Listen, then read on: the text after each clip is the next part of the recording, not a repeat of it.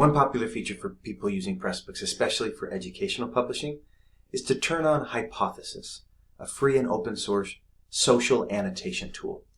When Hypothesis is turned on in your book, it allows anyone who's reading the book to view and create annotations, or marginal notes. So for example, here's a literature book where you can see there's a word that's been highlighted. Clicking on the word will expand the browser pane, and I will see a public annotation layer with a note or a comment made on the word Blackhawk. Later down, I can see there's another annotation here that includes an image. Further down, lots more annotations of the poem itself. Some of them have replies. Others include media, like audio or video, links, and more. To activate Hypothesis in your book, come to your book dashboard and click Settings, Hypothesis. Here you'll see the Hypothesis Settings menu. You can choose whether highlights are on by default or the sidebar is open by default. And then you can also choose where Hypothesis will be loaded. If you're publishing a book with Pressbooks, we usually recommend selecting Allow in Parts, Allow on Chapters, Allow on Front Matter, and Allow on Back Matter. There's additional options if you'd like to allow or disallow on specific parts, chapters, or front matter, back matter. You can simply list the IDs. But in general, to activate it, you would select parts, chapters, front matter, and back matter, and then click Save Changes.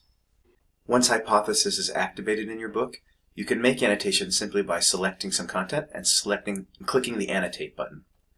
It'll tell you need to log in. In order to make annotations, you need a free Hypothesis account. If you've never used Hypothesis before, click the Sign Up button, and you'll be brought to a Sign Up pane. On the Sign Up page, you'll need to provide a username and a password. Once you're done, you'll click Sign Up, and you'll receive an activation email. To create an annotation, select some text, click Annotate, and then enter the text you'd like to annotate. Annotations can be made bold, italic, they can turn into block quotes, they can receive links, images, math notation, and they can also support adding or mentioning, so mentioning another annotation user if you like. Once you're done creating the annotation, you can add tags and decide whether you want it to be visible only to you or to make it public. In this case, I'll click Post to Public. Annotations can be replied to. To reply to an annotation, click the Reply button. You can also share the link to an annotation by clicking the Share button. This link can be shared with anyone, and it will open the specific annotation you made on your page. This can be really handy if you're teaching a course and want to take a student or a peer directly to a comment that you've made on the reading. In addition to making public annotations, annotations can also be made in a private group that's only visible to people that you invite. To make a private group, click the Create New Group button, and then we'll call this Private English Class, and create the group. I've made a new group called Private English Class, and now I can invite anyone in my class to join the group by copying this link and sharing it with them. Back on my book, you can see I'm going to make a new annotation on this name, and I'm going to click Annotate.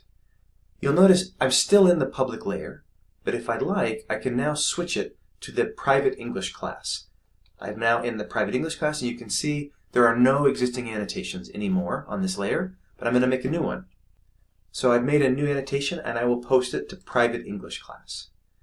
You can see now, if I were to expand the annotation pane, I see there's only one annotation on this page.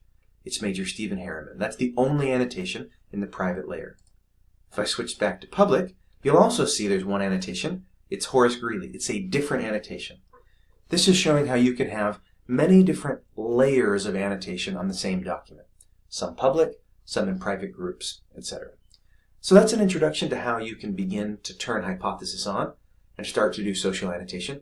You can learn lots more in our guide or from Hypothesis videos and help documentation. Hope that's a good start.